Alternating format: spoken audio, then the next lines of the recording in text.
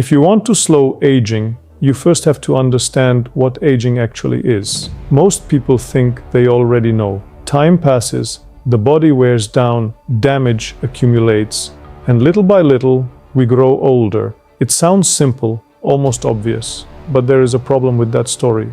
Your body is not sitting still while damage accumulates. It is fighting back every day. Cuts close, bones heal, tissue rebuilds, old cells die, new cells take their place. The body is constantly repairing itself, constantly adapting, constantly trying to stay alive. So why does aging continue? Why do wrinkles still appear? Why does recovery slow? Why does resilience fade? If the body spends every day fighting damage, why does damage keep winning? The answer may be that aging is bigger than damage alone, and that changes everything. If damage were the whole story, repair should solve the problem, and repair is happening all the time. Cuts close, bones heal, tissue rebuilds. Even as you watch this, your body is repairing itself, which raises a strange question. If repair never stops, why does aging continue? The answer may be hidden in something simple. Repair is not only about rebuilding, it is about rebuilding correctly. The body needs instructions: where to rebuild, when to stop, what shape to restore, what belongs, what doesn't. And that is where things become interesting, because repair can continue without being perfect. The rebuild can be close without being identical. One imperfect repair is easy to ignore. Thousands become a lifetime. Suddenly the question is no longer, why does damage happen? The question becomes, what happens when repair continues, but precision slowly fades? To understand that, you need to know something remarkable.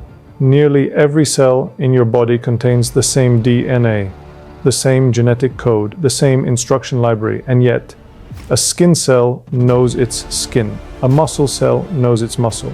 A liver cell knows its liver. How? Because cells do not simply carry information. They have to read it. They have to know which instructions matter, which ones to follow, and which ones to ignore.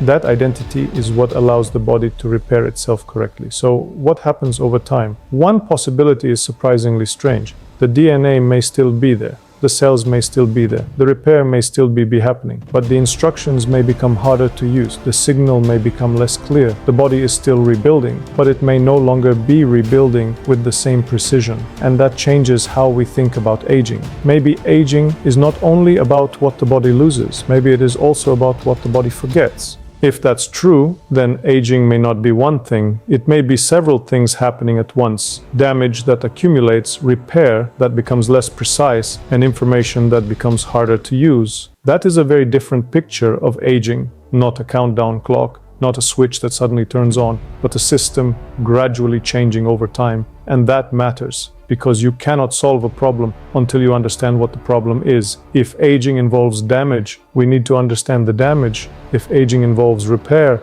we need to understand repair. And if aging involves information, we need to understand what the body is forgetting.